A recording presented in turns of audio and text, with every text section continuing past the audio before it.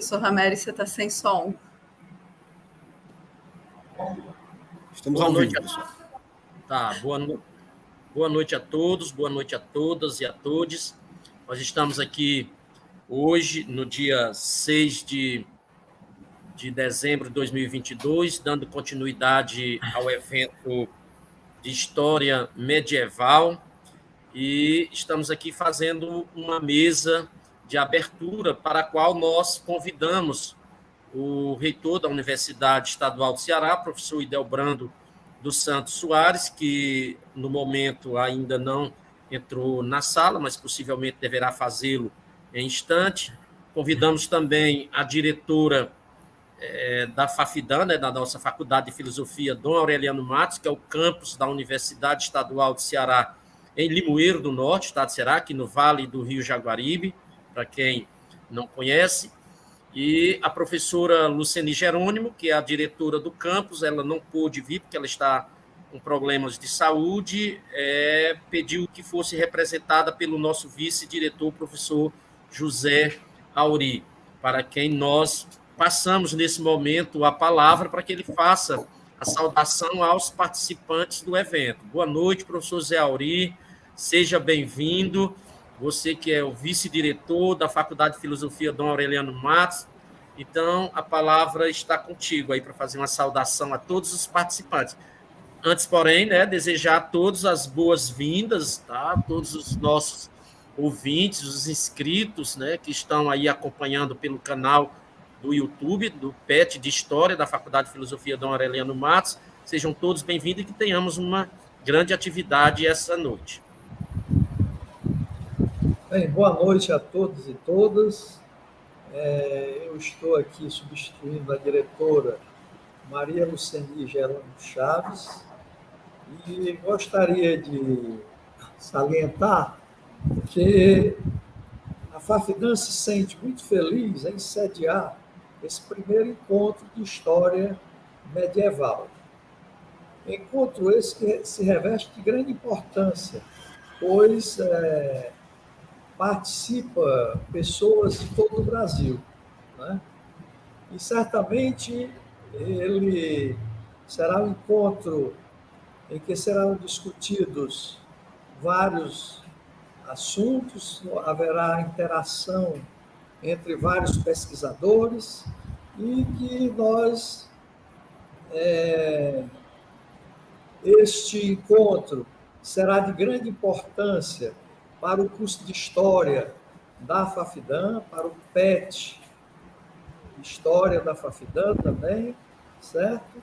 E que eu espero que a troca de experiência entre os vários pesquisadores seja a mais proveitosa possível, certo? Então, era isso que eu gostaria de colocar e agradecer a todos e todas.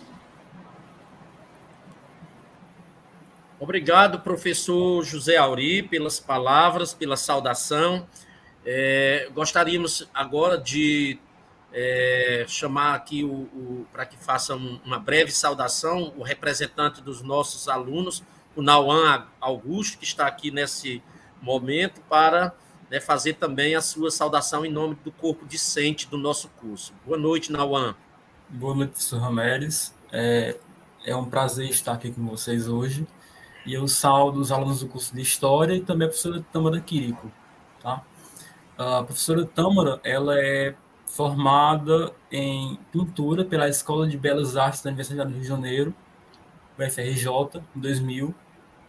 Tá? Ela é mestre em História de Arte pela Universidade Estadual de Campinas, em 2003.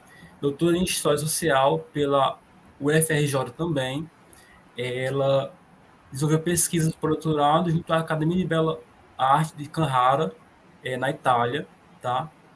Ela, em 2020, ela leciona junto ao Departamento de Teoria de História da Arte da Universidade Estadual do Rio de Janeiro, UERJ. Ela tem sido coordenadora de bacharelado em História da Arte em 2016 e 2019. Entre 2019 e 2020, ela foi visiting escolar na Escola Normale Superiore de Pisa, na Itália. Ela dedica-se especialmente à pesquisa sobre pintura italiana entre os séculos XIII e XV. Né? Autora de diversos estudos relacionados à pintura e imagens cristãs, né? Práticas devocionais e relações entre imagens cristãs na Europa e na América Espanhola. Ela publicou diversas obras, entre elas o livro Inferno e Paradiso, né? Em que ela representa a apresentação de final da pintura toscana, no século XIV. Né? Ela é membro do Comitê Brasileiro de História da Arte, tá? O CBHA, tendo ocupado sua vice-presidência em 2007 e 2019. Né? É um prazer, professora, estarmos nesse momento com a senhora, certo? Desejo boa palestra a você. Obrigada, Nauã. Obrigada, Ramérez. Obrigada, professor José Auri, também pela acolhida. Eu acho que é um grande prazer estar aqui hoje com vocês nesse evento. A gente estava comentando antes de entrar ao vivo, né, que essa é uma das poucas coisas boas que a pandemia nos trouxe, né, que é essa possibilidade desses contatos entre pesquisadores, né, em localidades tão distantes. Né? Então, eu acho que, né, a gente pode ter trocas bastante interessantes aqui hoje. Então, bom, para começar a minha apresentação, posso pedir então para vocês compartilharem a minha tela?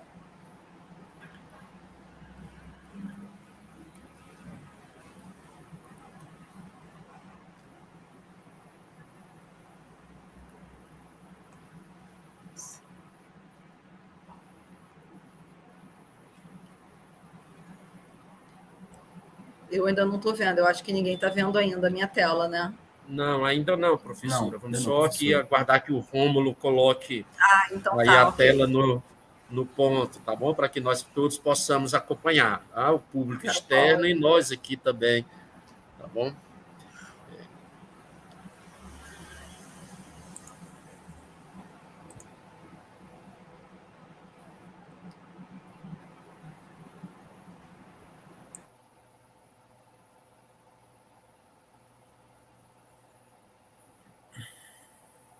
Um probleminha técnico, enquanto isso, né, a gente aproveita a oportunidade para fazer uma saudação especial ao coordenador do evento, a iniciativa do nosso professor do curso de História, o professor Juscelio Regis, que está coordenando esse evento.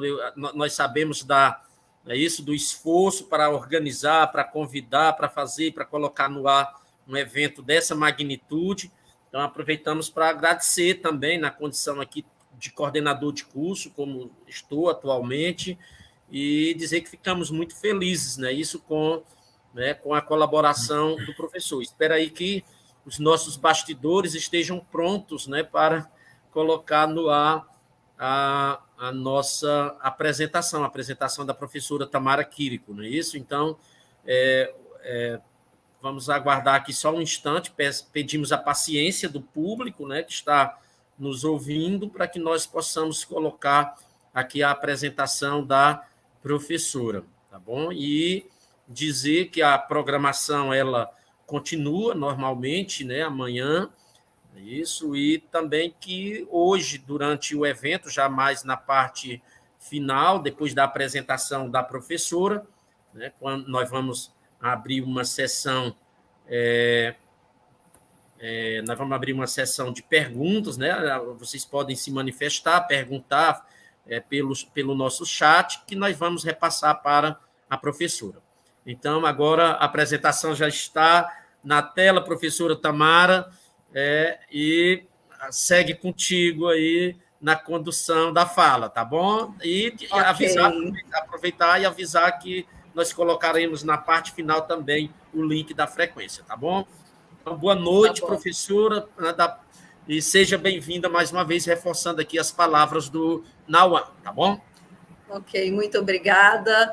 Então, como a Nauã falou, a minha formação primeira é em artes, né, embora meu mestrado tenha sido no Instituto de Filosofia e Ciências Humanas da Unicamp. Eu trabalhei com História da Arte, e o meu doutorado em História Social também.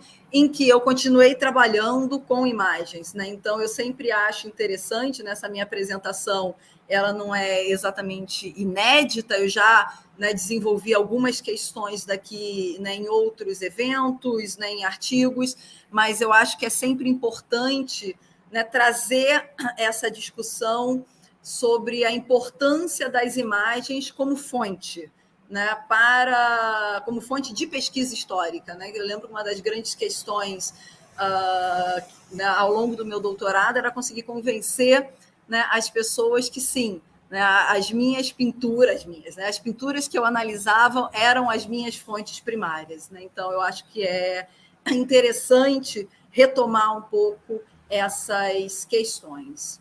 Bom, então, sem mais delongas, eu começo aqui a minha apresentação. Bom, esse é o Giorgio Vasari, né? Ele é o pintor e arquiteto italiano, e ele é considerado um dos fundadores da história da arte como disciplina.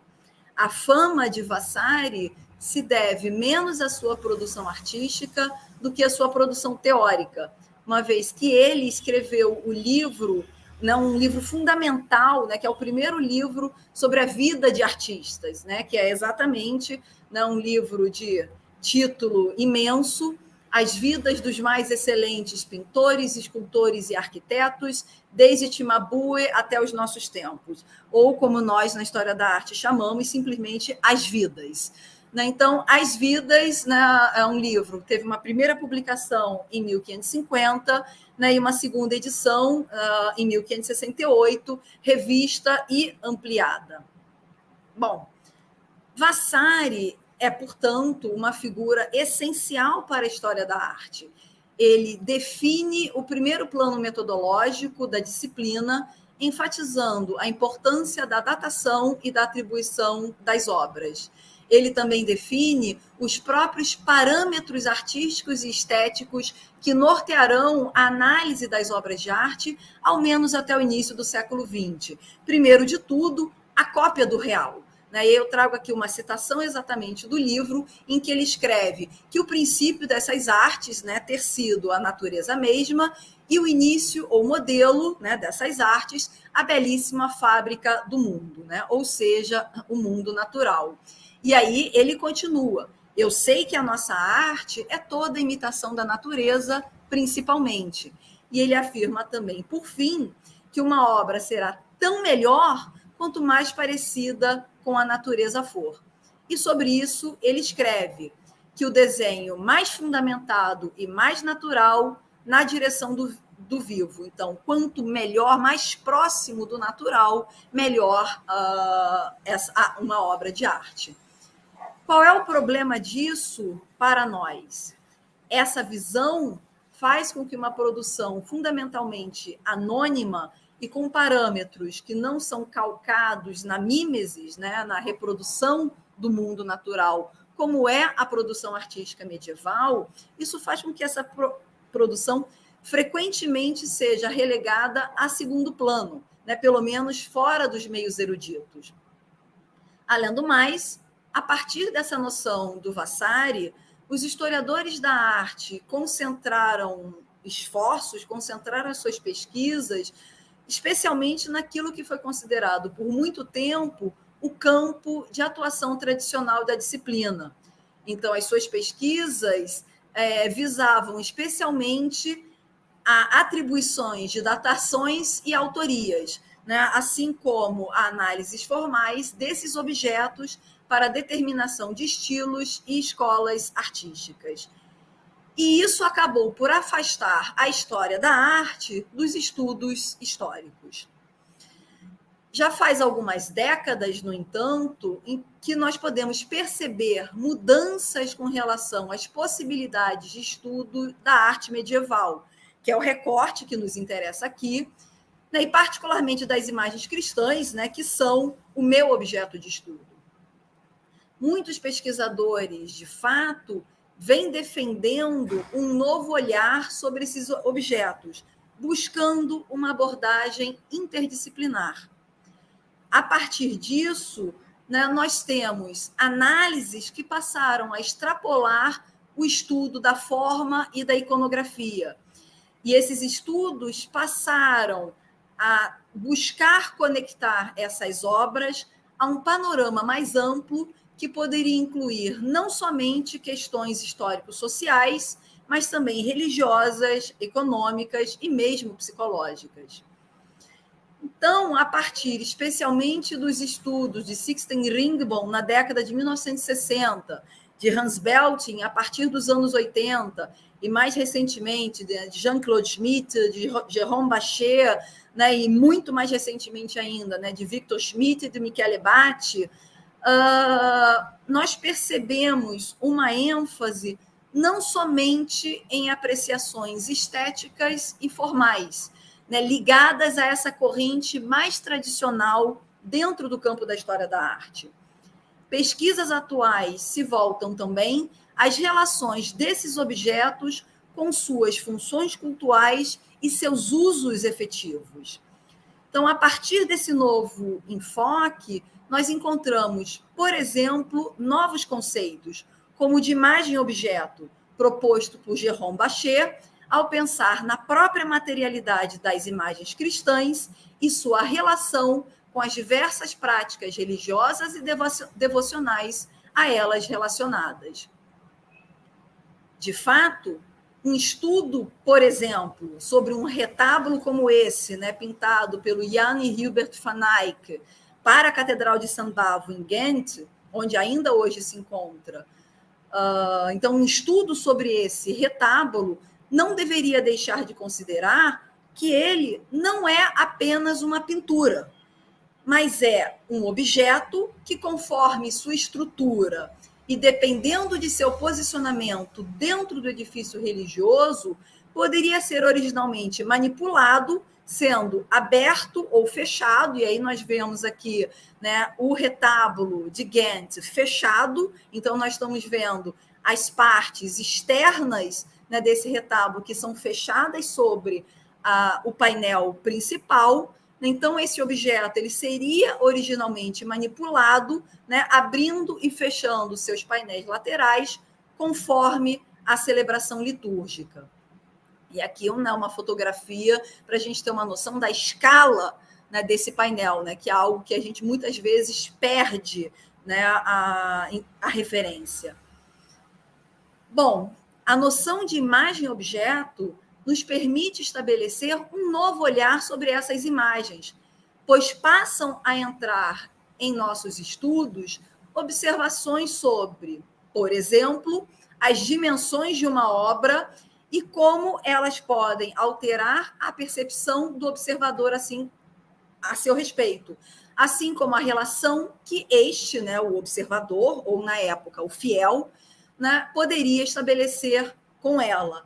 Então, basta pensarmos, nesse sentido, a monumentalidade, né? Aqui no caso desse retábulo dos irmãos van Eyck, mas também na monumentalidade de uma obra como esse crucifixo pintado por Giotto, né, ali no finalzinho do século XIII, para a igreja de Santa Maria Novella, em Florença.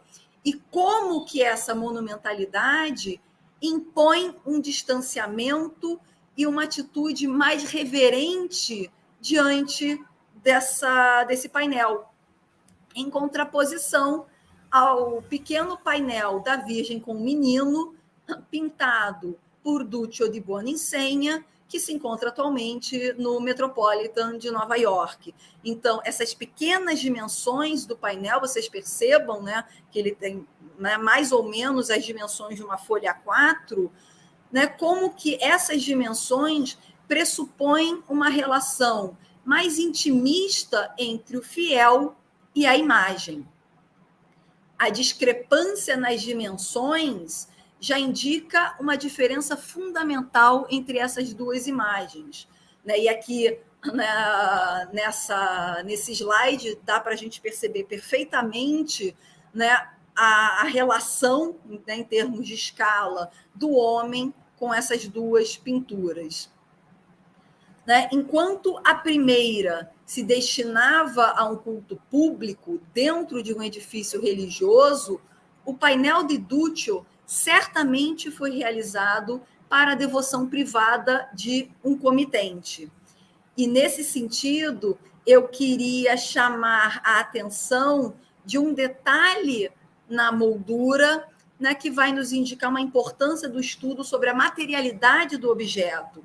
Né, vocês percebam, na extremidade inferior do painel, essas falhas na moldura. Né? É importante destacar que essa é a moldura original do painel. Essas falhas foram causadas por velas acesas. Né? Então, isso nos indica que, para rezar diante dessa imagem, o fiel certamente acendia uma vela, né? Dentro de uma tradição, né, que nós vemos nessa pintura, evidentemente, numa pintura do século XIX, né, que recria essa Idade Média de uma forma extremamente romantizada, mas que nos mostra que, né, esse detalhe de um altar doméstico com uma lamparina acesa. O painel do Duccio nos mostra que isso de fato acontecia, né? Seja uma lamparina acesa, seja uma vela colocada diante do painel. E essa vela, em algum momento, né, queimou parcialmente a moldura, né, da pintura, né, feita pelo Duccio. Né, um outro exemplo sobre isso também, né, eu trago aqui essa iluminura com o tema da natividade presente num livro de horas do acervo da Fundação Biblioteca Nacional aqui do Rio de Janeiro. Se nós analisamos todas as imagens do livro, essa cena da natividade é aquela que apresenta o maior desgaste na superfície pictórica. E isso pode significar que essa imagem era mais manipulada do que outras imagens do livro. Né? Evidentemente, nós não podemos garantir que a oração que se seguia a essa iluminura fosse a mais lida, mas esse desgaste é um indício da frequência na manipulação da imagem, ou seja, a parte do livro que ficaria aberta por mais tempo, talvez, né, os fiéis passassem a mão no fólio, né, no momento da oração, no momento de meditação, né, esse gesto quase automático, né, de tocar para rezar. Né? Como escreveu a historiadora Maria Isabel de Souza, que defendeu semana passada na USP uma tese justamente sobre o manuscrito, esse manuscrito da Fundação Biblioteca Nacional, e aí eu cito a Maria Isabel, todas essas marcas e desgastes, tanto no texto quanto nas iluminuras, indicam quais partes do manuscrito eram mais ou menos usadas pelos proprietários. Né? Então, vocês percebam as informações que esse estudo da materialidade desses objetos, então, é um estudo que não se furta, né? Ele não se fecha só numa análise formal, né, dessas imagens, né, mas vai buscar também todo um outro contexto físico desses objetos. Vejam que informações novas, né, esses estudos podem nos trazer. Evidentemente, né, um estudo contemporâneo sobre essas imagens não precisa excluir questões estéticas e formais, não é isso que eu estou dizendo. Né? Eu não estou negando a importância da fruição estética, né, já na Idade Média. Né? As questões, né, ligadas à fruição estética se ligam ao discurso sobre o divino. Né? Então, basta pensarmos que, pelo menos desde o século XIV, possivelmente desde antes, a beleza do trabalho encomendado já era uma das exigências muitas vezes mencionadas nos contratos para a execução de pinturas e esculturas. Então, por exemplo, na Itália, né, que é o recorte que eu costumo estudar, nesses contratos, muitas vezes, nós temos a especificação para que a obra seja la più bella che si può, ou seja, a mais bela possível. E nós encontramos também, em diversos documentos, outras qualidades que se relacionavam diretamente à beleza. Por exemplo, que a imagem fosse bela e ornada e dourada, bela e honorável, boa e bela e idônea, bela e bem feita, honorável e devota.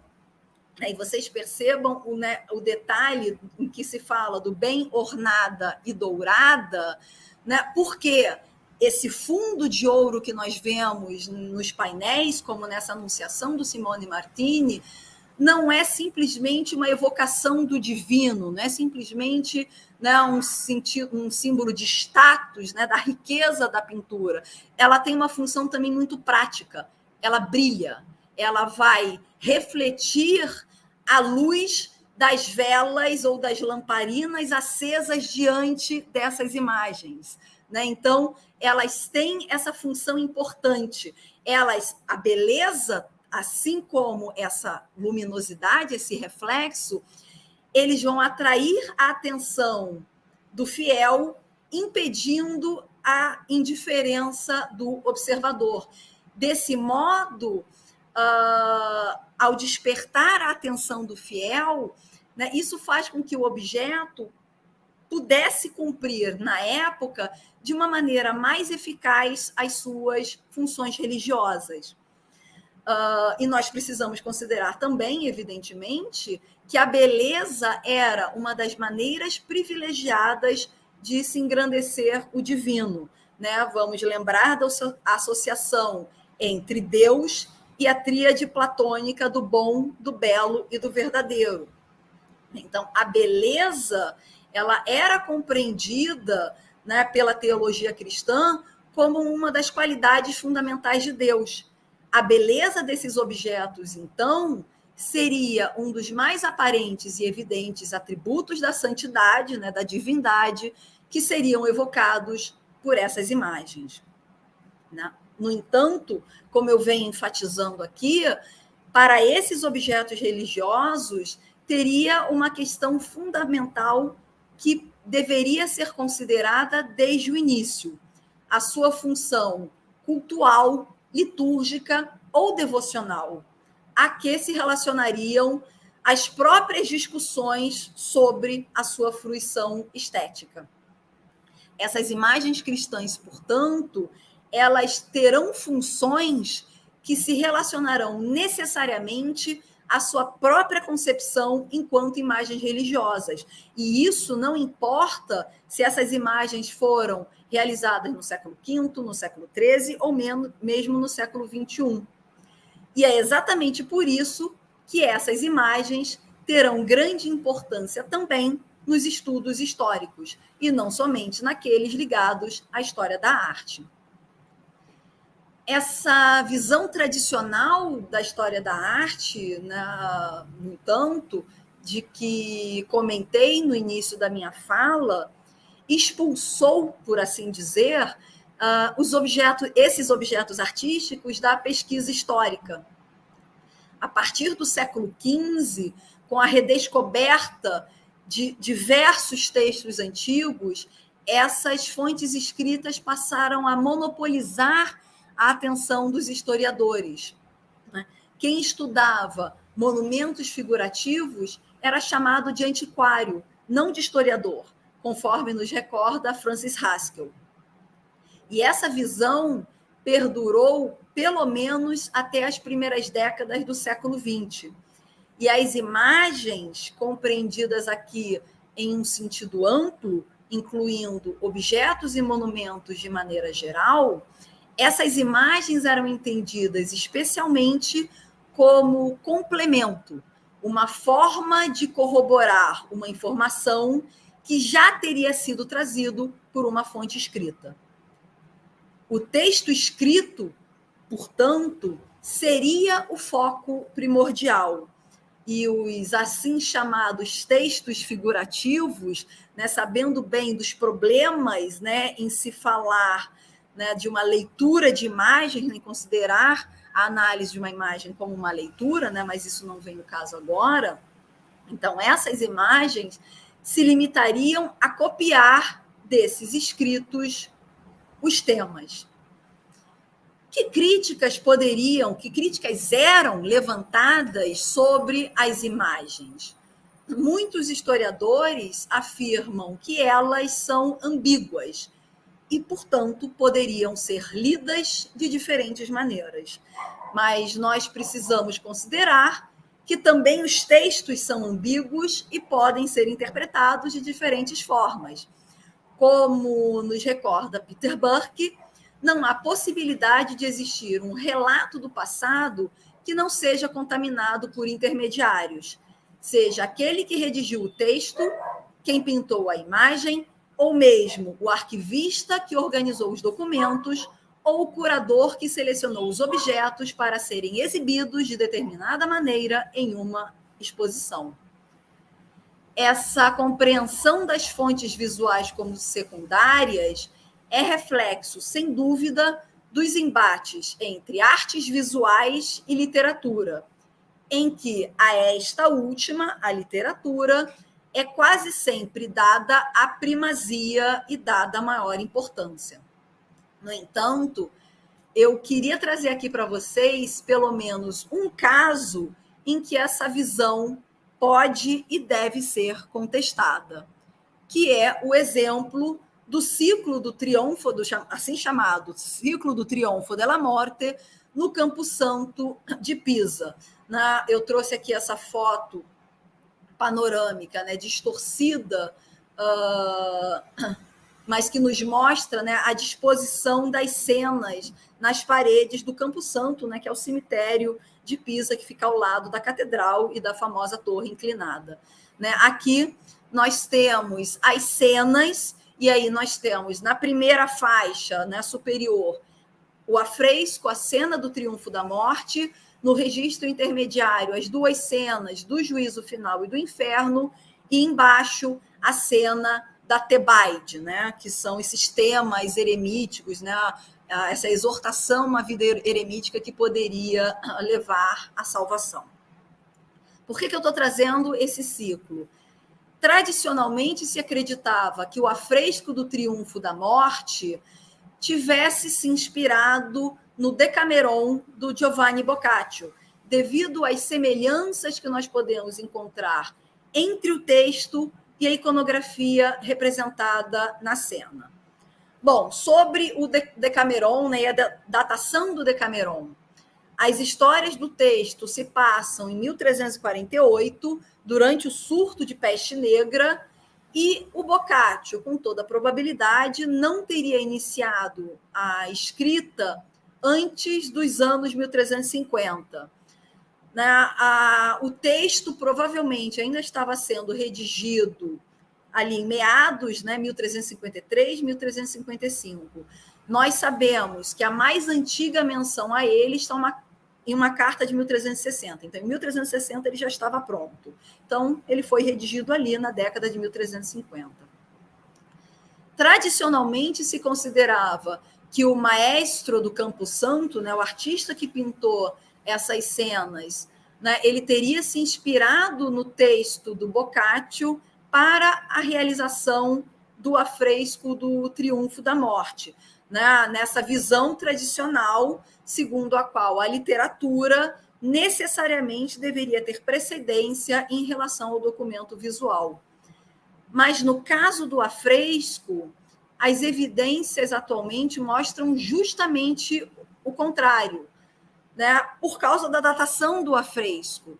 Eu não posso entrar nessa discussão agora, isso já foi bastante trabalhado pelo Luciano Bellozzi no final dos anos 70, embora, vez ou outra, ainda surja alguma discordância, hoje em dia, a historiografia da arte concorda quase que totalmente que os afrescos foram realizados certamente antes de 1348. Há um debate, se foi na década de 1340 ou se começou, como eu coloco aqui, por volta de 1335, 1336, mas nós sabemos que certamente a execução é anterior a 1348. Então, disso vem que o eixo de influência provavelmente ocorreu no sentido inverso. Então, provavelmente, Boccaccio, ao ver o afresco do Triunfo da Morte, teria se inspirado para compor o Decameron. De fato, né, no texto, os novelieri, né, os jovens, né, que participam das histórias, são 10, 3 homens e 7 mulheres, assim como nós percebemos aqui nesse grupo de jovens, né, que estão na extremidade do afresco, mas é também nesse afresco em que nós temos, pela primeira vez, a associação entre a fuga da morte, né, que eu estou destacando aqui no círculo, essa morte maravilhosa, com essas asas de morcego, essa foice imensa, e vocês reparem ali na parte inferior do afresco, essa pilha de corpos, né, sobre o qual ela voa. Né? Então, nós temos essa fuga da morte para um jardim. Né? E aí, né, acho que vale lembrar de novo que no texto do Boccaccio é por causa da peste negra que os jovens decidem fugir da cidade, buscando refúgio em locais amenos e ajardinados. Mas então nós temos aqui essa inversão, né, dessa visão tradicional. Qual é o problema? A datação equivocada dos afrescos por um longo período, né, ao longo de praticamente todo o século XX, né, até mesmo antes disso, essa datação equivocada dos afrescos se deveu, em grande parte, ao fato de que não parecia ser possível aceitar a possibilidade de ocorrer uma inversão tradicional do domínio da literatura sobre a imagem, ou seja, da fonte escrita sobre a visual. E essa datação equivocada alterou uma série de outras interpretações e análises sobre esse ciclo, inclusive sobre a autoria. Né? Vocês vejam, né, hoje é quase um consenso em atribuir esse ciclo ao Buonamico Buffalmacco, que é uma personagem, uma figura citada no Decameron já como uma figura morta, uma personagem morta. Então, ele não poderia jamais ter escrito, né, ter pintado os afrescos, desculpem, né, se de fato a datação fosse posterior à redação do Decameron. Então, né, é só um exemplo que me parece muito significativo, né, de como que nós precisamos deixar de lado esses preconceitos. Bom, mas voltando para a história, né, onde nós encontramos preconceitos semelhantes nos estudos.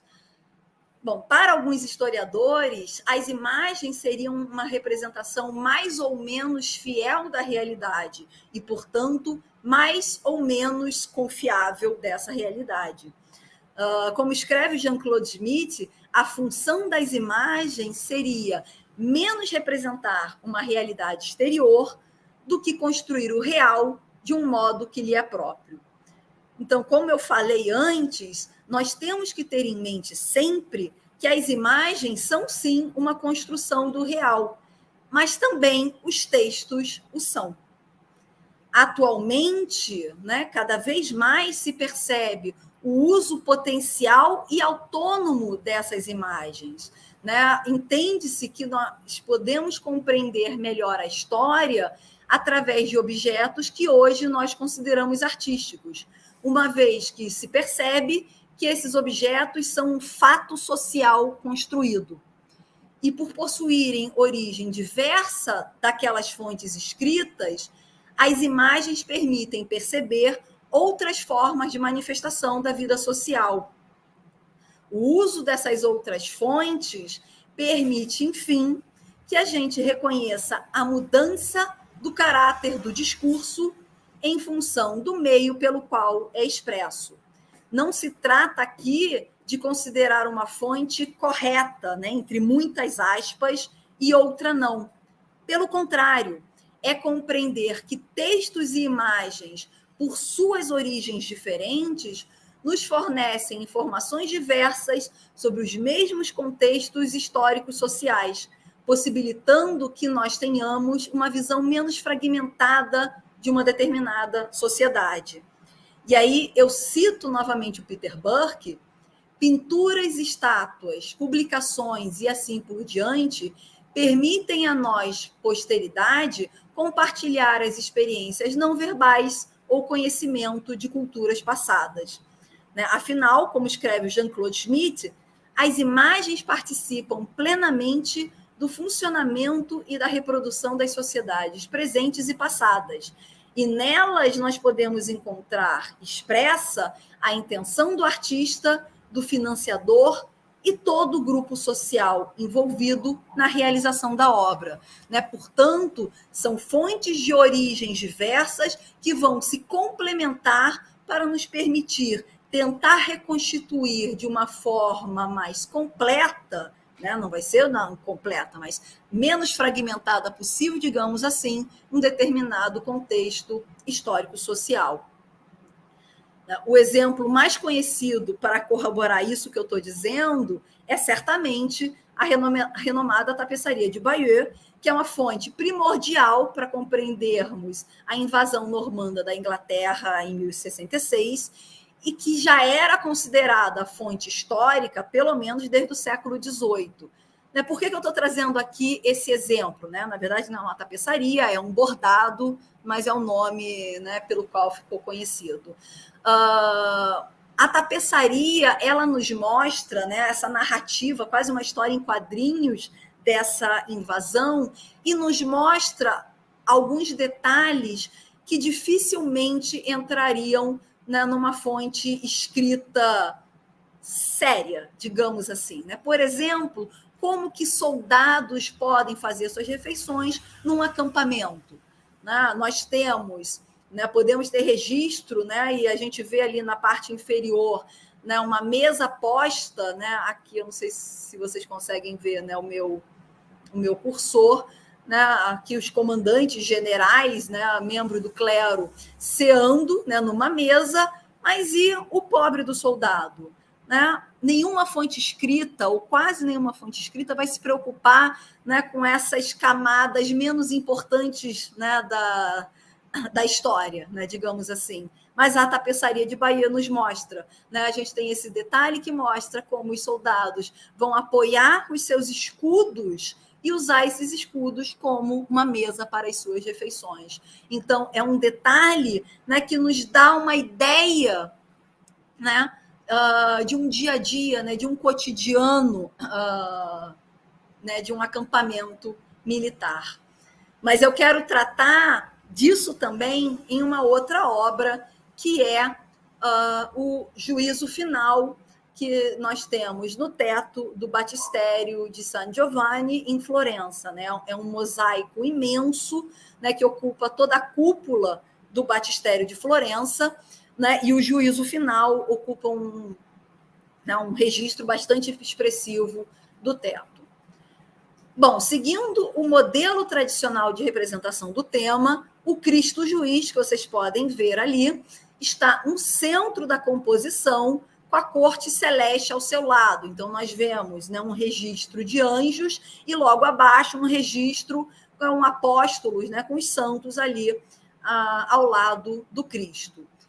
Abaixo do Cristo, ali logo abaixo dos pés, nós vemos um registro com os túmulos e a ressurreição dos corpos. E ao lado desse registro da ressurreição, nós temos outros dois grupos: os condenados à esquerda do Cristo e, portanto, à direita do observador. Então, são os condenados que se dirigem ao inferno. E aqui eu estou destacando na imagem os eleitos à direita do Cristo, que vão para o paraíso. E aqui nós temos esse detalhe.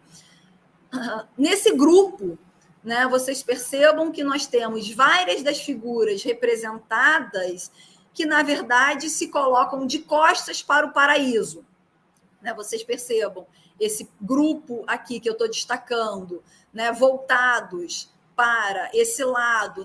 Aqui nós temos a entrada, né, do paraíso, mas nós temos esse outro grupo aqui que se coloca de costas para a entrada do paraíso, porque eles olham para o Cristo juiz que está no alto, né, logo acima deles. Dentre essas figuras, reparem, né, que nós conseguimos distinguir, né, de maneira muito clara as figuras de um frade dominicano em primeiro plano, né, que a gente reconhece pelo hábito branco, né, e esse manto com o capuz preto, e um franciscano logo atrás. Portanto, é muito clara a valorização dessas ordens mendicantes na cena, né, porque são os grupos claramente reconhecíveis. E mais ainda, se nós consideramos um outro detalhe. Em contraposição a esses mendicantes que se dirigem ao paraíso, nós temos ali no grupo daqueles que se dirigem ao inferno outros dois membros de outras duas ordens religiosas. Pelos trajes negro e branco, né, com esses capuzes, nós podemos supor que sejam um beneditino e um cisterciense. Né? Então, né, esse destaque das ordens mendicantes já é um indício de algo que outras fontes nos atestam também. A importância, a crescente importância que essas ordens mendicantes têm nessa religiosidade, nessas mudanças da religiosidade que nós percebemos nesses últimos séculos da Idade Média. Agora, né, dentre essas ordens mendicantes, vocês percebam como que a figura do dominicano, como eu destaquei antes, né, ela tem mais importância do que o franciscano. Né? Ele está em primeiro plano, de corpo inteiro, enquanto do franciscano a gente vê, né, um pouco mais do que a cabeça e o capuz. Então, isso mostra a maior importância que a ordem dominicana tem em relação à franciscana. Esse frade dominicano, além do mais, está formando um grupo com outras duas figuras que, como ele, estão à frente dos eleitos e são as únicas figuras, né, que se apresentam de corpo inteiro. Né? Evidentemente, eu estou falando desse grupo que está olhando para o Cristo. Então, nós temos um soberano, né, vocês percebam a coroa, e um leigo, né, com uma grande barba. Em outros termos, o poder monárquico, um representante civil dos poderes citadinos e uma das duas grandes ordens religiosas recentes, aquela mais frequentemente investida de prerrogativas na defesa da integridade da fé. Né? Essa última passagem, né, é uma citação, né, eu estou citando aqui a historiadora Ana Rosa Garzelli, que publicou um estudo, né, justamente sobre a cena do juízo final do mosaico do teto da cúpula do batistério de Florença. E é a análise dela que eu sigo, né, nos próximos comentários. Bom, o destaque concedido a um membro da ordem dominicana na representação da cena do juízo final nesse mosaico não é suficiente para determinarmos o comitente da obra, né? Claro, a gente não tem como saber se de fato foi a ordem dominicana, alguém ligado à ordem dominicana, quem encomendou o mosaico, perdão. Provavelmente não, né? Considerando a importância que o batistério tinha, né, como edifício religioso, mas também como edifício cívico em Florença, na segunda metade do século XIII, né, provavelmente não foi a ordem dominicana quem encomendou o mosaico.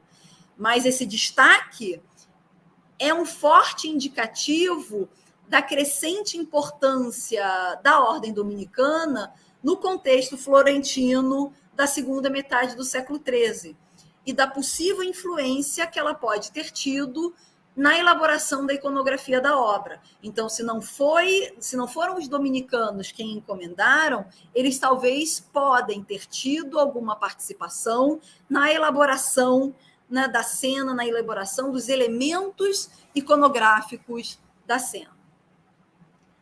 A presença dominicana no mosaico é também um meio de se estabelecer a cronologia da obra.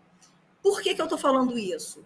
Né? A gente sabe, por outras fontes, que a influência da ordem dominicana começa a se intensificar em Florença após 1264, e especialmente após 1268. Em seguida, a derrota do Partido Gibelino. Nesse momento, né, guelfos e gibelinos eles vão buscar formas de acordo e pacificação, ainda que temporariamente. E nós sabemos que os dominicanos tiveram papel de destaque nessas tentativas de paz, né, a partir, né, de 1268. Né? Então, por isso, né, que nós conseguimos datar esse mosaico para ali, né, o último quartel do século XIII, entre 1270 e 1290. Bom, concluindo já a minha fala, eu espero ter conseguido mostrar, né, brevemente, né, a partir desses poucos exemplos, as inter-relações possíveis entre fatos históricos conhecidos por fontes textuais e as informações que podem ser inferidas ou, né, de fato, retiradas de uma análise de uma ou mais imagens. Né? E como que isso nos ajuda a formar um panorama mais amplo sobre um determinado momento histórico. Né? Eu tentei mostrar, assim, as possibilidades não somente do uso das imagens como fonte autônomas para a história, né? Mas também como elas são importantes nessa tentativa de resgate e compreensão do passado, que, no fim das contas, né, eu acho que é o objetivo de todos nós aqui. E é isso. Obrigada.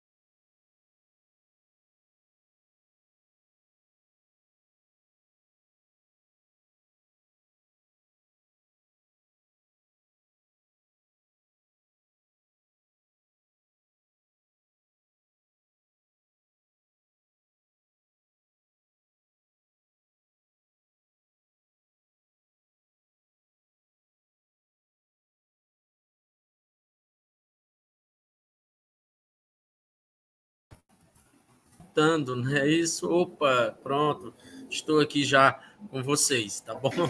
Então,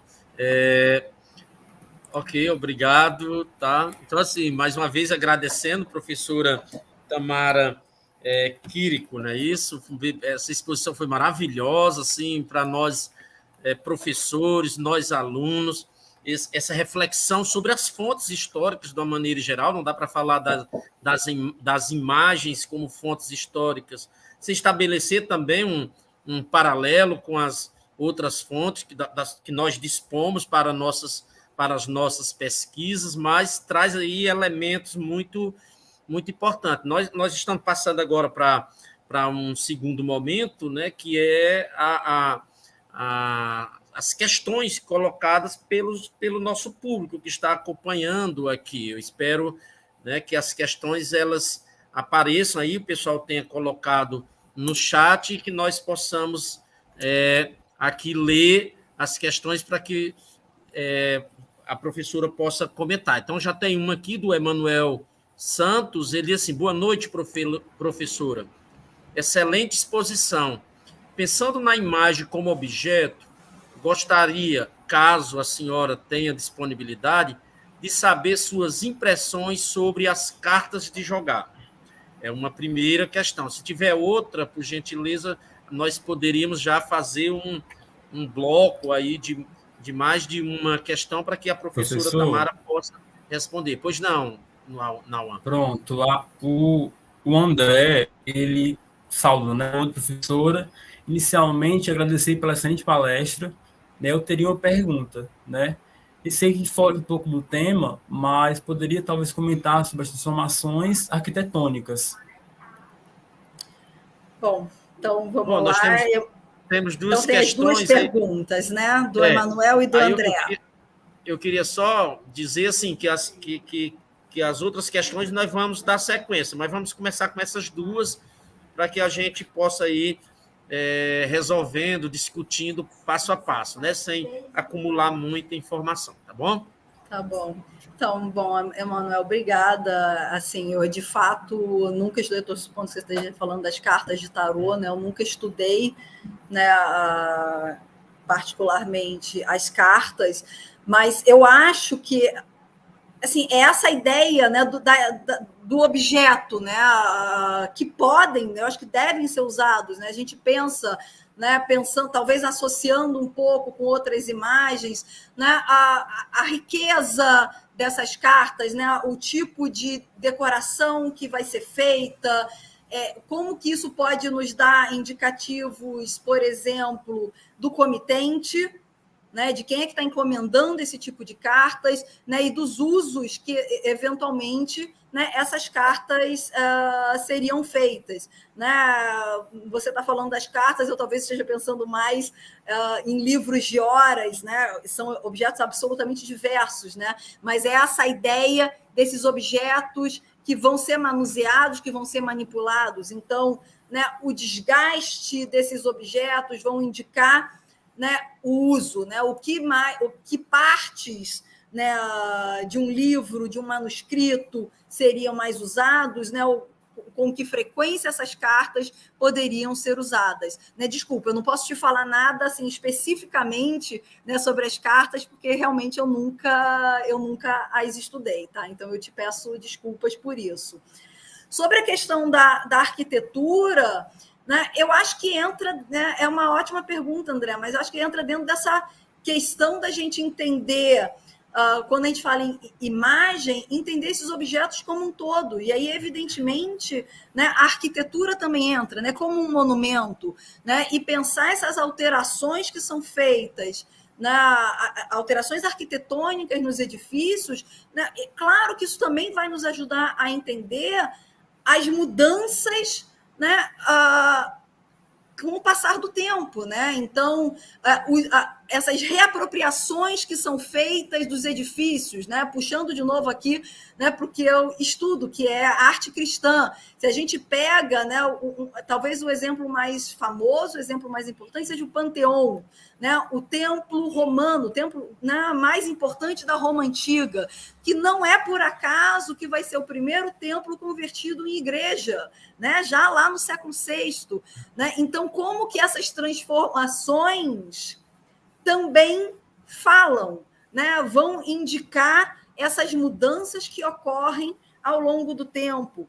A gente, né, para ficar ainda na questão arquitetônica e de reapropriações, eu estou pensando, na verdade, em reutilizações de estilos, que aí nos mostra a importância da análise estilística. Se a gente pensa a arquitetura fascista, a arquitetura nazista, você pega, né, os edifícios construídos na época de Hitler na Alemanha e de Mussolini na Itália, né, é uma arquitetura que remete de uma maneira muito clara à arquitetura da Roma Antiga. Né? E não é por acaso, é essa ideia, né, de um poderio, né, essa ideia de Roma como um modelo de império, né, como um modelo, né, de conquista que eles estão tentando emular. Então, eu faço isso através de edifícios contemporâneos, mas que vão remeter ao passado. Então, né, eu acho que isso é interessante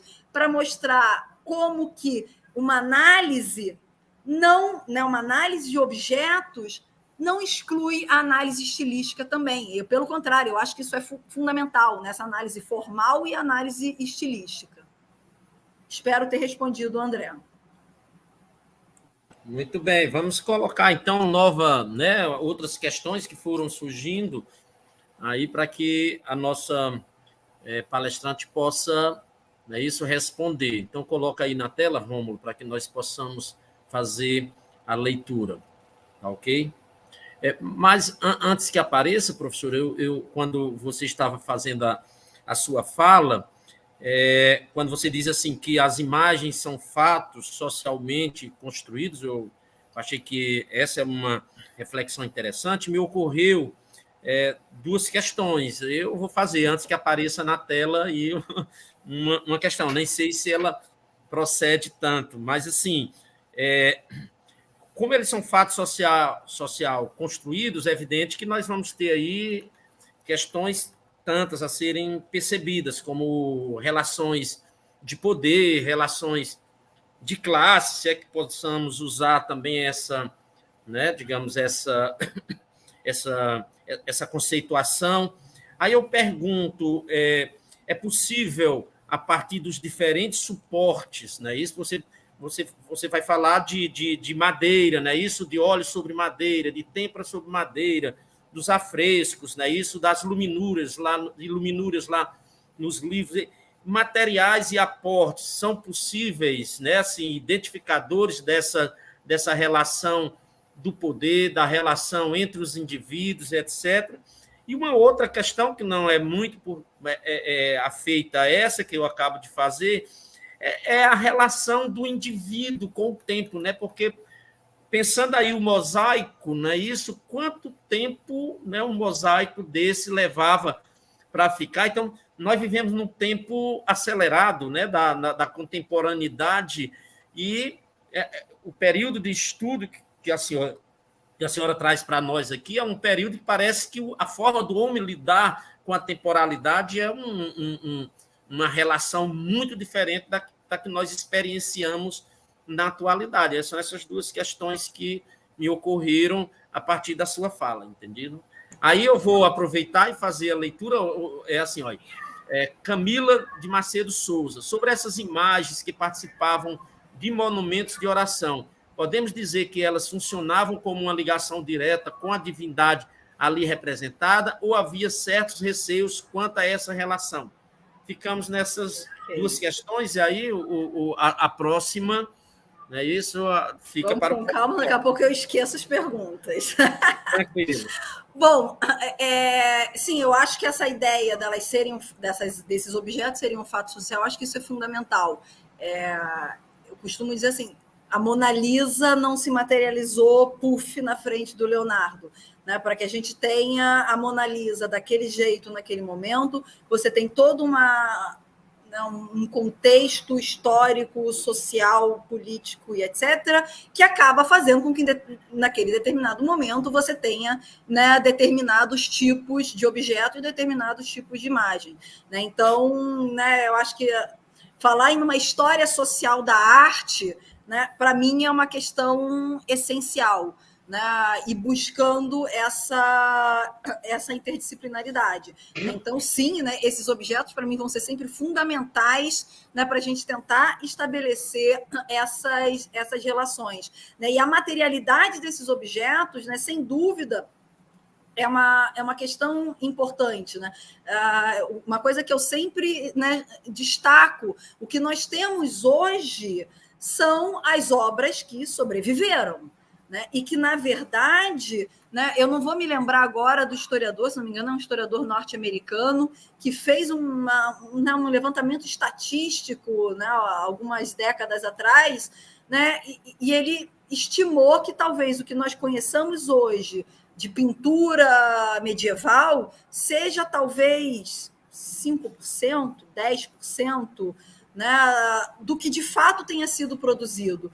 Por quê? Nem todas essas pinturas foram feitas para durar. Né? A gente sabe que na Itália, no século XIV, nós tínhamos, né, um grande comércio de pinturas devocionais. Né? Então, eu costumo brincar dizendo que é quase um camelódromo, né? Barraquinhas vendendo pinturas para a devoção pessoal dos fiéis. E é óbvio que nem todas as pinturas, né, na verdade, a maior parte dessas pinturas não foi produzida por grandes mestres, não foi produzida pelo Duccio, nem pelo Giotto, ou pelo Simone Martini, mas por artistas anônimos que trabalhavam com rapidez porque precisam sobreviver. Então, era uma madeira de pouca qualidade, não preparada de forma adequada, não eram os pigmentos de melhor qualidade, portanto, não eram os pigmentos mais duráveis, e, portanto, esses objetos acabaram não sobrevivendo. Né? Então, a qualidade do ouro usado, a qualidade do pigmento, né? Basta lembrar o azul, né? Como que o lápis lazuli, né, é o pigmento dos mais caros. Então, normalmente, nos contratos, você especifica, você vai usar o azul X. O lápis lazuli vai ser somente para o manto da Virgem. Né? Porque o uso do lápis lazuli já é, sem dúvida, um indicativo da riqueza de quem está encomendando. Né? Então, eu acho que isso é uma questão interessante. Né? O Brett Rothstein, ele tem um estudo sobre as pinturas na região de Flandres no século XV, em que ele vai dizer que essas pinturas, elas são um ornamento social. Né? Não são simplesmente uma pintura de devoção, não é uma pintura para culto, mas é também um objeto que vai mostrar o status daquele que encomendou. Então, eu acho que essa é uma questão importante. Bom, sobre a pergunta da Camila, né, sobre os livros de horas e o uso das iluminuras, né, como um apoio, é exatamente isso. Né? A ideia, assim, idealmente, né, você vai meditar e você vai transcender, né? Assim, a ideia é que você se conecte com um outro plano espiritual. O fiel comum não tem esta capacidade, né? Ou pelo menos é essa a concepção. Então, nós precisamos dar um suporte a esse fiel. Né? Então, a leitura das orações, mas considerando que, no mais das vezes, né, os fiéis, né, não raro, não sabiam ler ou liam muito pouco, as imagens vão servir como esse apoio. Né? Então, a ideia é que você medite contemplando essas imagens e você consiga transcender, né, esse plano. Né? Nós temos, inclusive, algumas pinturas, né? Eu não vou lembrar agora, a Maria Isabel, né, que deve estar assistindo, a Maria Isabel Souza, ela certamente vai saber o nome do manuscrito, que eu não vou lembrar agora, as horas da Maria de Bretanha, não tenho certeza. Isabel, se você estiver no chat, coloque o nome, por favor. Né? É um livro de horas fantástico, em que nós temos uma iluminura, em que nós temos a comitente, né, representada com o livro aberto, né, com uma cena pintada, então é o livro dentro do livro, e atrás dela se abre uma cena com uma crucificação em que ela está presente novamente.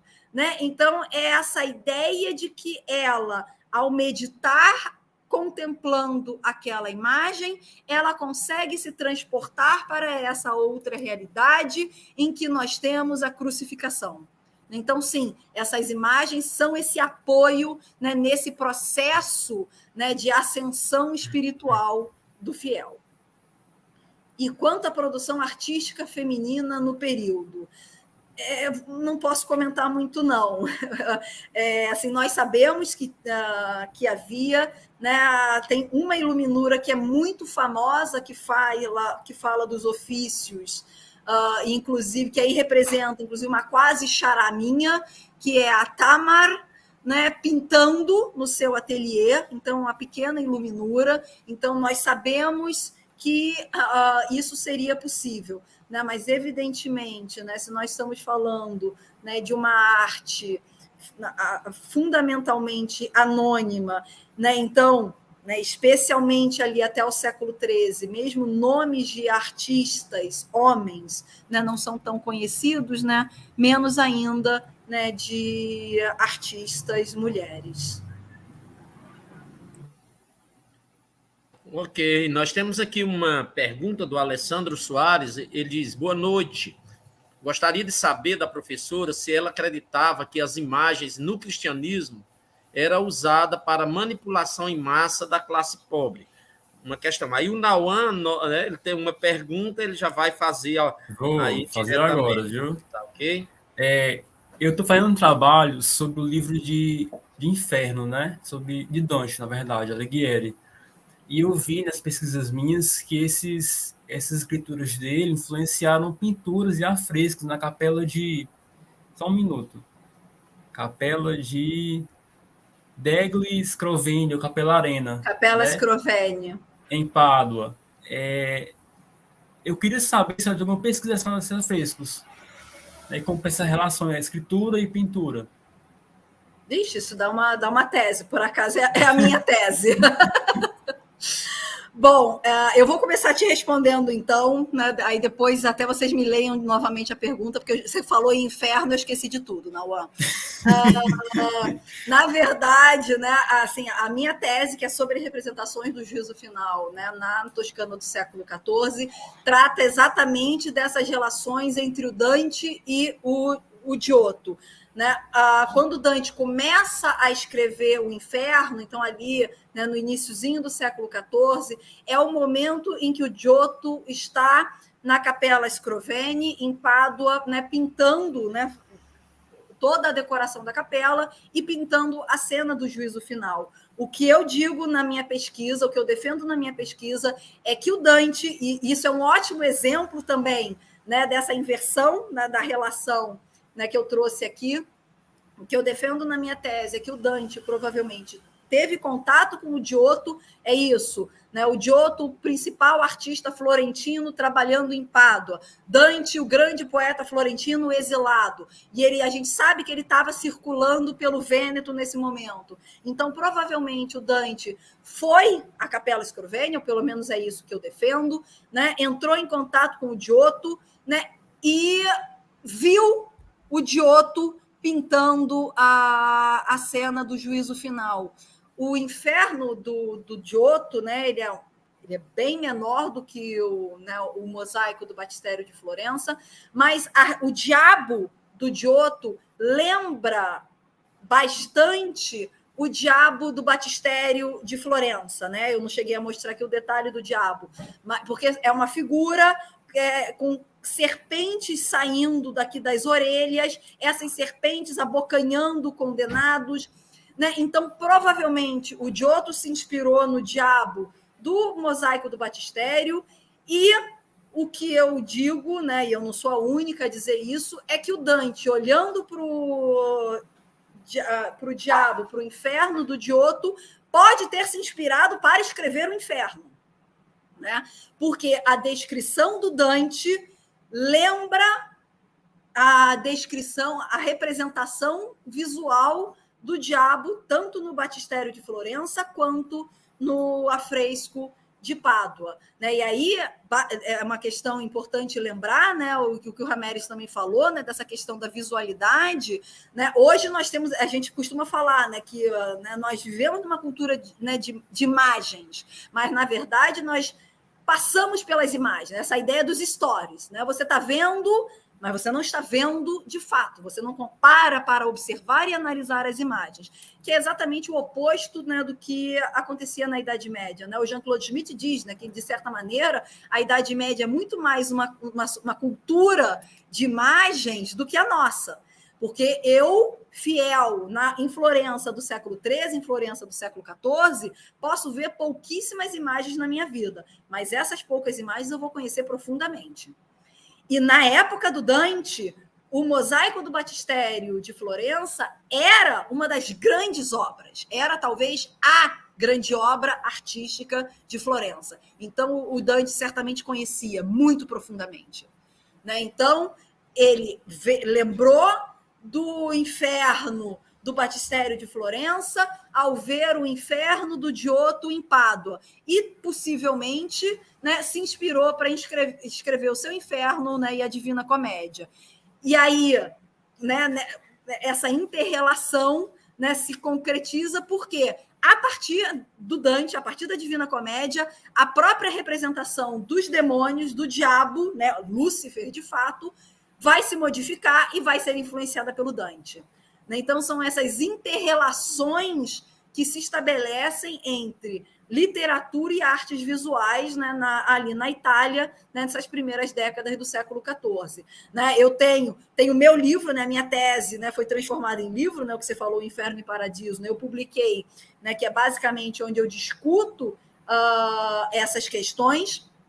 E eu tenho vários outros artigos publicados, né, sobre isso também. Né? Eu posso até depois passar as referências, né, para você, ou passar para o Juscelio também, que pode disponibilizar depois para os estudantes que se interessarem. Agora eu preciso que vocês leiam de novo a pergunta anterior, porque eu já esqueci. É a questão da manipulação, né, da imagem como manipulação das massas. Eu não vou entrar nessa, né? Sim, manipulação sempre há, né? Óbvio que é uma questão de que você vai usar essas imagens, né? Não acho necessariamente, né? Eu não quero entrar nessa discussão de que isso seja para o mal, né? A gente pensa na manipulação como algo negativo, né? A gente tem uma clareza eu estou falando a gente, né? O cristianismo, né? A igreja tem uma clareza desde os primeiros séculos da importância das imagens no processo de conversão, doutrinação e de ensinamento, isso sem dúvida, né? A gente pega lá, né, o São Gregório Magno, né, na virada do século VI para o VII, dizendo que a pintura é a escrita dos iletrados.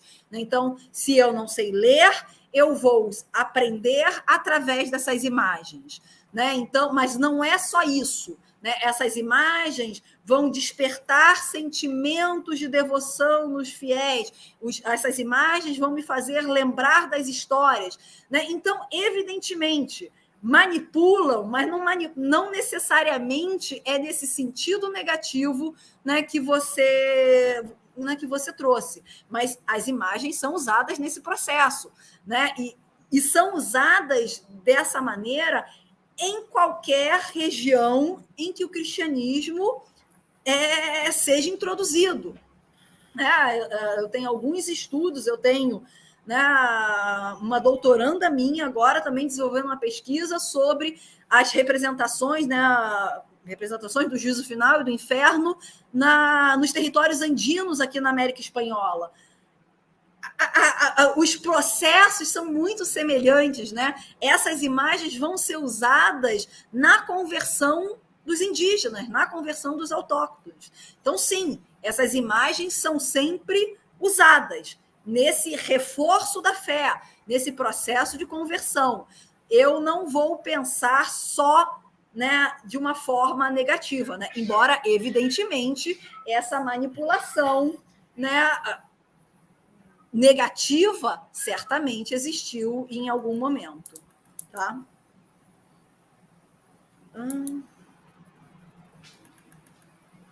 Você está sem som, Rameres.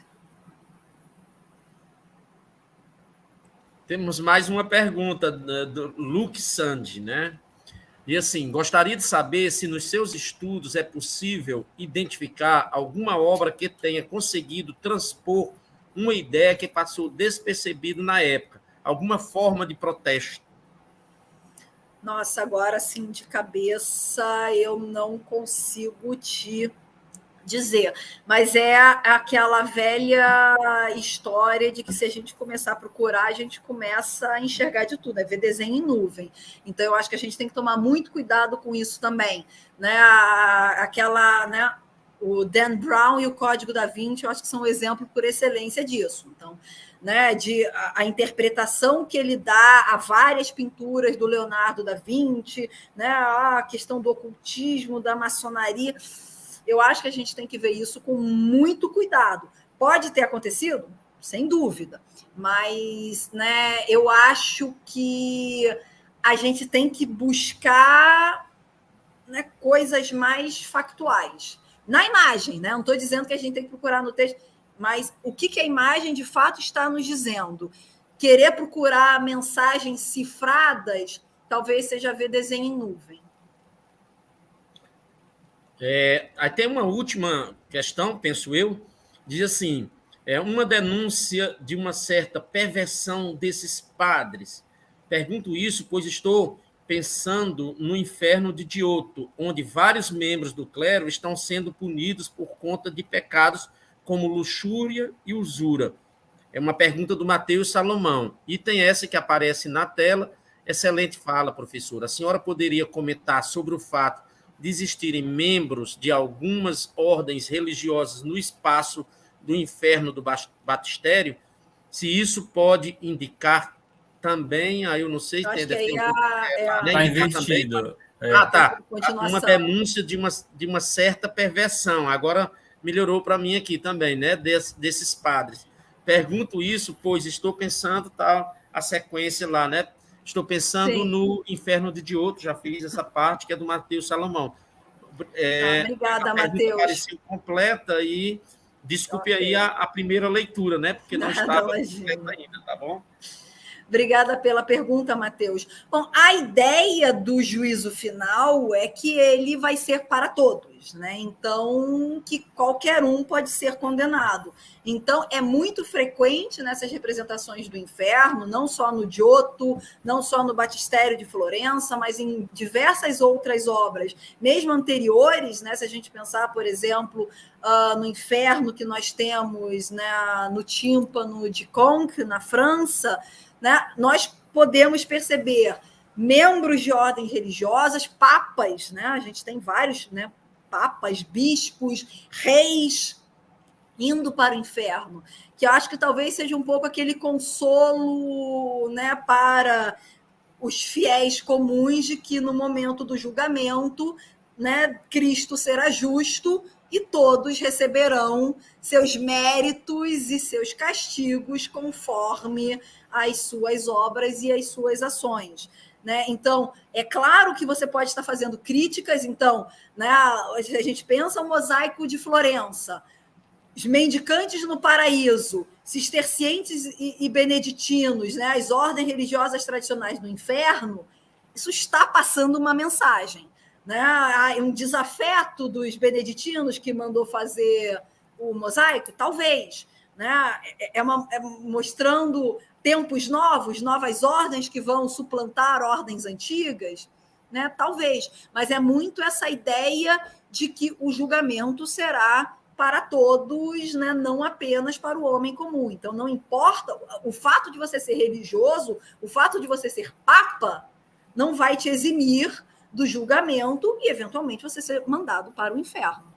Né? Então, os elementos que nós vamos ver nas cenas podem nos trazer diversos indícios daquilo que esteja acontecendo naquele momento em que a obra está sendo realizada. Então, dentro então, disso que eu estou defendendo aqui, né, dessas obras, né, como fontes também históricas, né, para serem usadas nas pesquisas. Mas, sim. Ok. Gente, já foi informado aqui na parte inferior do nosso vídeo, de que o link está no chat, o link da frequência está no chat, viu? Aproveitem, acessem e preencham a frequência, isso dá direito lá à certificação, tá? Só isso mesmo. Então, professora, nós, né, não tendo mais nenhuma pergunta, professora Tamara Quirico, né? É um prazer enorme, sabe? Essa palestra foi enriquecedora por demais, esse debate sobre o uso das imagens como fonte da pesquisa histórica, esse debate sobre a sociedade medieval através dessas fontes, até porque o debate sobre a medievalidade é um debate riquíssimo, não é isso? Que vai incorporando cada vez mais um grupo maior de historiadores. Para nós isso é muito importante, eu acho que foi valiosíssimo para os nossos alunos, mas para nós também, professores, porque nós, cada um, estamos aqui preocupados com as nossas áreas especificamente, então um debate nos põe em contato com essa produção mais ampla, mais geral, né? Tem esse aspecto também cultural, né? Porque, na verdade, enriquece do ponto de vista, né, da cultura, da erudição, que é tão necessária, né, a todos nós, historiadores, e para nós foi uma grande alegria tê-la conosco, né? Embora não tenha vindo a Limoeiro do Norte, né? Porque não houve... Quem sabe um dia, né? Sabe um dia e viver os afrescos aqui nas nossas igrejas, né? Também a arte ela vai se multiplicando, né? Nós temos aqui, né, digamos assim, algumas obras arquitetônicas, né, e também muito vinculada a capelas, a igrejas, que vão reproduzindo, de certa forma, o clássico, o barroco, vão se reproduzindo em épocas diferentes, é evidente, né? Elas não são contemporâneas a essas obras aí, mas são artistas locais que vão se inspirando, né? Mas é o que eu sempre digo, é isso, né? Analisar essas obras, né? Então, pensando não só, né, os objetos, mas a própria arquitetura, né? Elas cumprem funções, elas vão ser... Então, essas funções religiosas, mesmo objetos feitos no século XXI, né? Eu tenho, né, o meu doutorando atualmente, né? Ele já estudou no mestrado, né, os azulejos feitos pelo Cláudio Paz para a Basílica de Aparecida em 2016, né? Ele está o tempo inteiro falando da imagem objeto, né, do Gregório Magno, né? Então, esses usos, né, essas funções religiosas desses objetos que vão, né, que perduram, que chegam até o século XXI, que chegam a Limoeiro, né? Então, né, muito do que eu falo, né, eu sempre digo, a religiosidade que nós temos aqui no Brasil, né, que se estabelece aqui no Brasil colônia, está vindo dessa religiosidade medieval, né? Então, isso é uma questão, né, fundamental. Então, a importância que os estudos desse período podem trazer também para estudos contemporâneos, né, para questões contemporâneas. Eu acho que isso, né, nos atualiza, né, nos traz para cá, né, para essa contemporaneidade. Ok, eu vou ter o prazer de passar a palavra aqui para o coordenador do nosso evento, o professor Juscelio Regis, para que ele faça aí a sua saudação e também os encaminhamentos, né, aí os ares de encerramento da nossa atividade. E, por último, nós gostaríamos de fechar, é evidente, com uma despedida e uma fala final da nossa professora Tamara Quirico, para a gente fechar essa noite que foi maravilhosa, foi um debate riquíssimo, digo e repito. Ok, obrigado, viu, professora? Imagina, eu agradeço muitíssimo o convite, foi o que eu falei no início, essa oportunidade, né, de conhecer outros professores, conhecer outros pesquisadores, né, conhecer o Nauan, que estuda temas tão próximos do que eu também estudo, que eu já estudei, né, e é isso, esses contatos que podem ser estabelecidos. Então, eu só tenho a agradecer, né, mais uma vez esse convite de vocês, que foi tão bacana para mim. Só elogio, viu? No chat.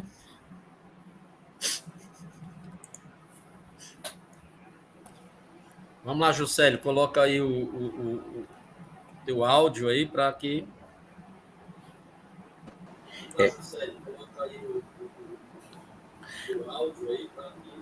Boa noite, professora Tamara, mais uma vez. Quero parabenizá-la pela excelente aula que nós tivemos aqui nesse evento de História Medieval. E aí eu fiquei pensando aqui, à medida que você foi fazendo a exposição, pensando na questão, uma pergunta antes de a gente encerrar o nosso evento, essa proliferação de imagens que foram sendo constituídas durante a Idade Média, como que essas imagens elas foram impactando na questão na diferenciação de devoções, né? Porque você vai ter imagens em templos, né, em igrejas, em espaços que são públicos, de expressão de coletividades, mas à medida que também os fiéis vão se apropriando, vão demandando, né, de produção, de fabricação, vai se constituir também um típico específico de devoção, que é uma devoção particular, doméstica, né? Então, como é que a gente, por meio dessas imagens, como é que a gente percebe um pouco dessas questões? Foi uma dúvida que eu fiquei pensando aqui. Mas, de antemão, parabenizá-la, né, pela essa maravilhosa aula que nós tivemos aqui no nosso evento. Obrigada, Juscelio. Bom, como eu falei, né, o cristianismo é uma religião de imagens, né, ponto. Eu, inclusive, aproveito para dizer, né, a gente agora, né, eu estou organizando com 2 colegas, né, um volume justamente sobre imagens cristãs, que deve ser lançado agora no início de 2023 pela editora Apres, né, faremos toda a divulgação na época, mas é um volume exatamente que tenta discutir isso, né, esse desenvolvimento dessas imagens cristãs, né, ao longo dos séculos, né, chegando até a contemporaneidade. Então, a gente parte desse princípio, né, de que o cristianismo é uma religião de imagens, né, imagens públicas a princípio, mais imagens públicas, imagens nos edifícios religiosos, né, mas como, né, essa crescente importância das imagens nesses espaços públicos, né, e aí, mais a partir do século XIII, mudanças que nós começamos a perceber nas religiosidades, né, nos últimos séculos da Idade Média, que vão dar uma ênfase, né, numa religiosidade mais pessoal, numa religiosidade que pode ser desenvolvida pelo próprio fiel, como que isso, né, vai gerar também um novo boom de imagens, né? Daí vem, né, o que eu estava comentando antes, né, desse grande número de imagens que vão ser produzidas para essa devoção pessoal, né, e que não necessariamente vão ser imagens que vão perdurar, né, porque são feitas de um material de baixa qualidade, né? E se a gente pensa que esse tipo de religiosidade é uma religiosidade que se desenrola ao longo dos séculos e chega até os dias de hoje, né? Esses pequenos painéis pintados, eles vão ser substituídos no século XV por gravuras, né, que são feitas em papel, então elas vão ser muito mais baratas.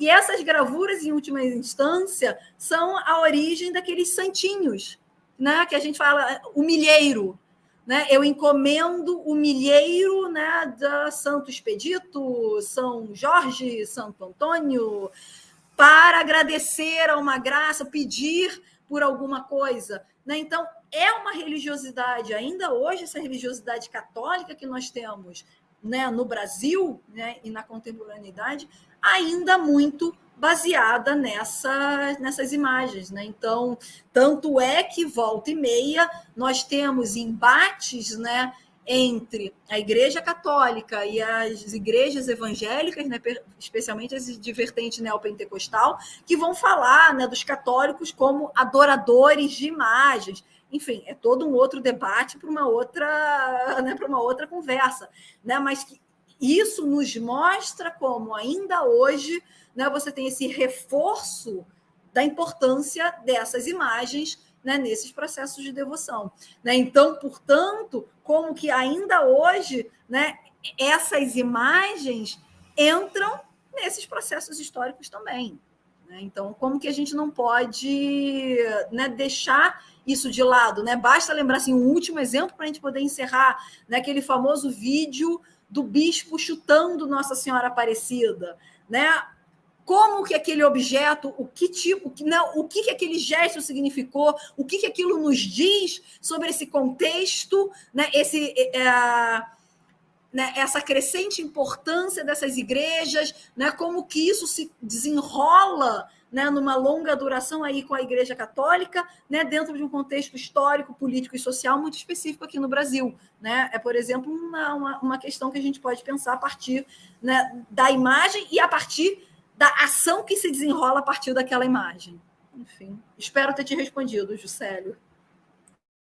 Sim, professor, me contemplou, certamente, viu? Amei a resposta. Aí, antes de a gente encerrar com algumas informações, aí nós vamos colocar para a professora, né, fazer suas considerações, e aí, em seguida, eu quero só passar algumas informações para a gente encerrar a nossa transmissão. Mas, desde já, muito obrigado. Só agradecer novamente, Juscelia, a gentileza de vocês, né, do Ramérez, do Nauan, né, do Rômulo, que está aí nos bastidores, na organização desse evento. Então, é isso. O Instituto Estudiolo, né, está aqui no meu nome, né, é o grupo de pesquisa, né, de que eu faço parte, que eu coordeno, né, então, é o estudo né, de história da arte da antiguidade, a primeira época moderna. Então, nós estamos... né, estamos sempre de braços abertos aos pesquisadores que se interessam, né, pelo estudo das imagens, né, nesses contextos. Então, sejam sempre muito bem-vindos, né, e obrigada novamente também a vocês. Ok, professora Tamara. É isso, gente, né? A gente está muito grato, muito feliz por a excelente aula que a gente teve aqui. Agradecer ao coordenador do curso de História, o professor Ramérez, agradecer ao diretor, né, da Fafidam, o professor José Auri, esteve aqui representando a direção, a professora Luceni, o professor Idelbrando, né, que é o nosso reitor da universidade. E antes da gente encerrar, eu quero passar só algumas informações. Amanhã à tarde, né, nós teremos uma palestra com a professora Fernanda Cardoso, que inclusive estava aqui conosco também, aqui no chat. Amanhã, a partir das 14 horas até às 16 horas. Após a fala da professora Fernanda, ela vai falar sobre as mulheres intelectuais na Idade Média. Logo em seguida, ainda no auditório da Fafidam, vai ser transmitido aqui também pelo mesmo canal, vai ser híbrido. O lançamento do livro Relações de Trabalho na Doutrina de Tomás de Aquino, do professor Cláudio Pedrosa Nunes.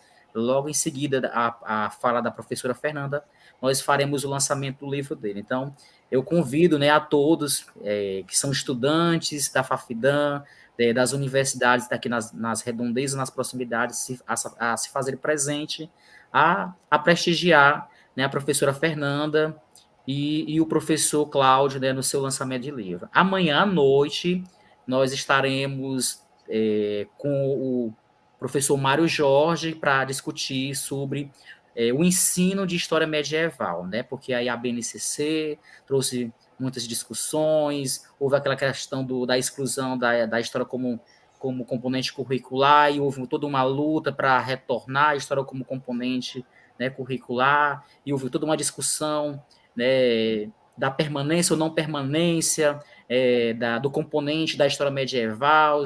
Por que nós temos que estudar a história medieval se não tivemos uma experiência histórica, né, dessa Idade Média? Então, são algumas inquietações que eu creio que o Mário Jorge vai tratar amanhã nessa palestra. Então, é isso, e se o Ramérez e o Não ainda quiser encerrar alguma fala, não, né? Então, vamos encerrar, boa isso. Noite, né? Boa noite, boa noite, e um abraço. Boa noite, Tamara, boa noite, Juscelio, boa noite a todos.